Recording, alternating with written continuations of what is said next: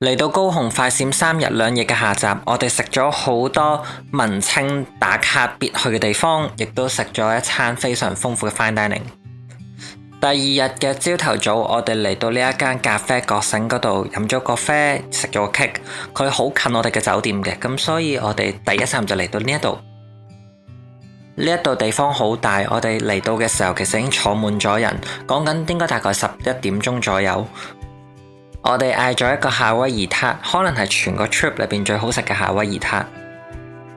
佢嘅嘢飲都幾有意思嘅，咁中規中矩，唔差嘅。呢度大部分都係本地人，佢哋喺度食緊早餐。我諗因為太早啦，其實其他地方都未開。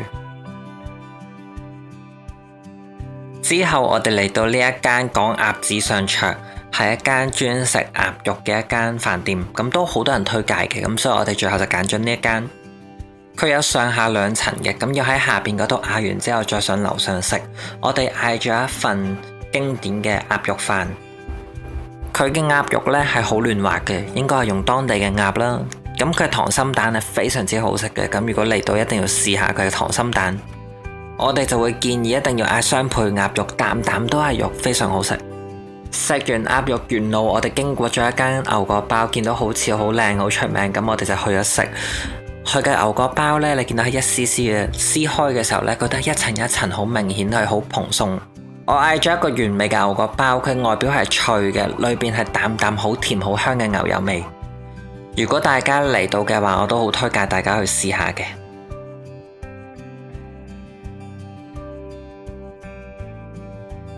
然之後我哋嚟到呢一間大家都必去嘅冰塔職人雪花。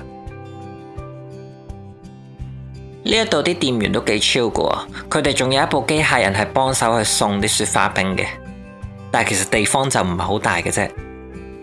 如果嚟到呢一度嘅話，一定要嗌佢嘅招牌士多啤梨嘅雪花冰，因為真係超好食。佢啖啖都係士多啤梨好多嘅，好甜，但係唔係死甜嗰一種，所以配落口嘅時候你唔會覺得流嘅，你會覺得可以一路食一路食一路食，你最後見到咁大個士多啤梨雪花冰係可以食得晒嘅。唔好睇佢咁大嚿，其實一個人係可以食得晒嘅。咁如果你行程好緊密嘅話，就可能2個人 share， 咁就可以食多啲唔同嘅嘢。呢一個雪花冰比起我喺夜市或者其他地方食到嘅雪花冰都要好食嘅。如果嚟到高雄嘅話，呢一個係一定要試嘅雪花冰，但係記得一定要試下佢嘅士多啤梨味。然之後我哋就去排咗呢一間猜心泡芙，我哋排咗大概9個字左右。其實我哋早到咗嘅，但係都係要排，所以如果真係想試嘅話，記得要早多少少嚟啦。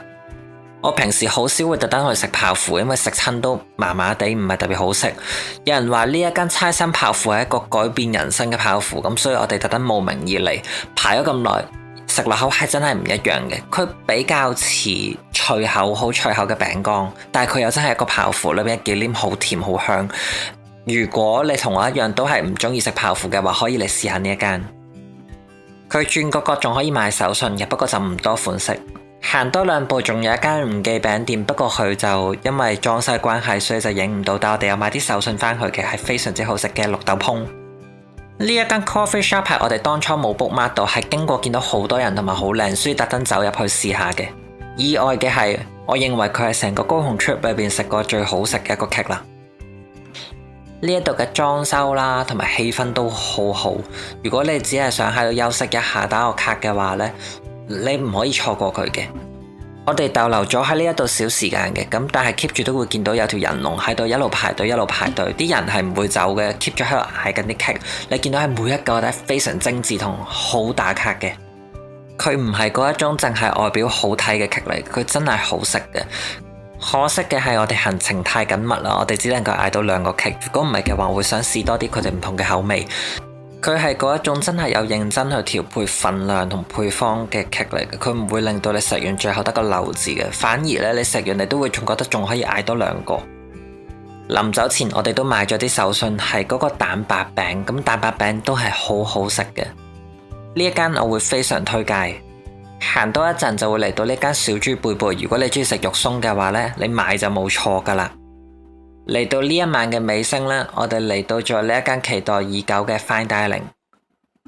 佢嘅座位唔算好多嘅，但其實已經有2台都係香港人。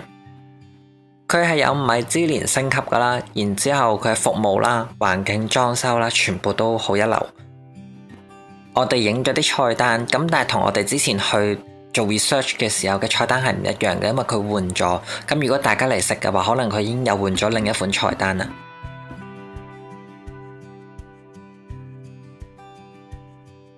呢一餐呢係食得好滿意嘅，因為每一道餸咧都好有心思，你唔會覺得有一道餸係求其做俾你嘅。譬如呢一個魚子醬蒸蛋呢，佢下邊其實係做咗一個綠蘆筍嘅醬，咁所以佢都係有配搭過嘅。而呢一個就係用紫菜包住嘅烤鰻魚，佢個紫菜係烤過嘅，咁所以你入口嘅時候你先食到一陣好濃烈嘅紫菜香味，然之後就係鰻魚。必須要讚嘅咧就係佢呢個可兒麵包同埋酸種麵包，唔好睇佢硬骨骨一嚿嘢，其實意外地係好好食嘅。呢一個擺咗喺石春盤上邊嘅波呢，佢其實係用墨魚做嘅，咁所以佢應該係用蜜汁啦同埋麵包做咗個外殼，咁外邊係脆啦，裏邊有少少蛋糕麵包鬆軟嘅感覺嘅。不得不提嘅仲有後邊呢一道造型好特別嘅甜筒春卷。佢係一道好 fresh 嘅菜嚟嘅。之後我哋仲嗌咗一個白蘆筍，咁不過佢就中規中矩啦，唔係特別好食，咁唔需要刻意嗌嘅。接下嚟嘅呢一道菜係好特別嘅，咁佢係由一幅名畫嗰度衍生出嚟嘅一道菜，佢係用吞拿魚同埋炸脆咗嘅鴨皮而做嘅。如果要講到全晚嘅 MVP 嘅話呢，我會俾呢一道菜好有心思嘅。佢裏邊每一款菜咧都係分開烹調嘅，然之後再 mix 埋一齊，即係佢將最好嘅嘢呈現咗俾你睇嘅。尤其是佢個羽衣甘藍好脆好香，調過味道係唔一樣嘅。之後就嚟到主菜嘅部分啦，咁佢有鮑魚啦，佢有煎魚啦，同埋有呢一個紐西蘭鹿肉，配搭嘅係呢一個紅酒醬。你亦都可以選擇松子烤羊排嘅，羊烤得非常好，羊味好重嘅，但係配搭咗佢嗰個特製嘅汁呢，就令到個羊騷味咧減輕咗。如果你問我嘅話，我可能會推薦你食呢個羊扒。佢之後仲有3道甜品嘅，咁前2道我覺得都係一般啦，去到第3道嘅時候有啲驚喜嘅，不過整體嚟講都係中規中矩，咁唔會話係特別出色嘅甜品。咁不過嚟到嘅時候最尾呢，配埋佢個花茶呢，咁成晚就係一個完美嘅結束啦。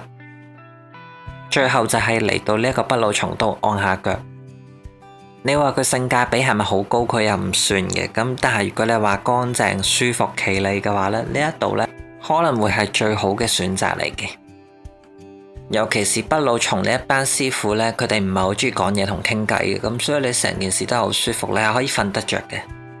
按完之後落返樓下食咗龜苓膏同埋呢一個湯，咁佢有一啲手信嘅，不過我哋就唔買噶啦。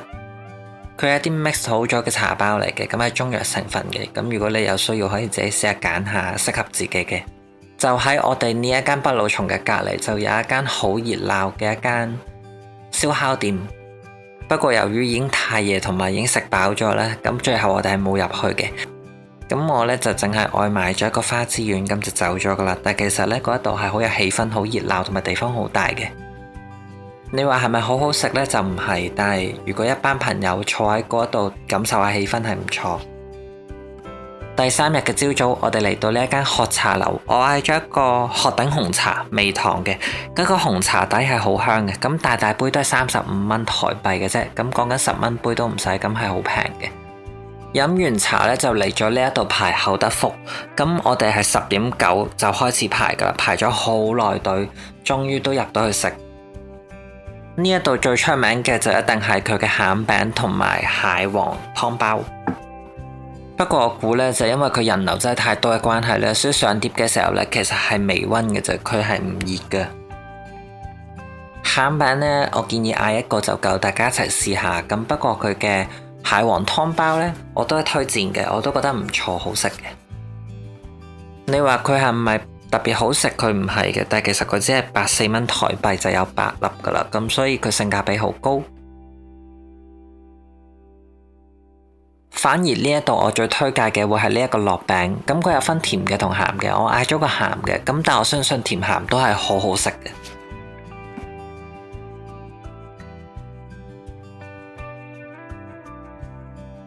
高雄之旅嘅最後一站呢，我哋選擇咗酒店 check out 之後嚟到呢一個高雄 Outlet。我哋喺呢一度玩咗幾個鐘頭啦，咁行咗唔同嘅鋪頭啦。你話呢一度係咪真係傳聞中咁平呢？我又覺得未至於嘅。但係佢地方好大，鋪頭好多咧，係好值得你花幾個鐘頭半日喺呢一度行下嘅。嚟到尾聲呢，如果要總結呢一個高雄之旅嘅話呢，我會覺得4日3夜其實係啱啱好啦，可以食到佢好好食嘅在地美食，亦都可以去晒佢最出名嘅景點。嚟緊如果有啱睇嘅演唱會嘅話，可能會再返嚟發掘下佢有啲咩美食。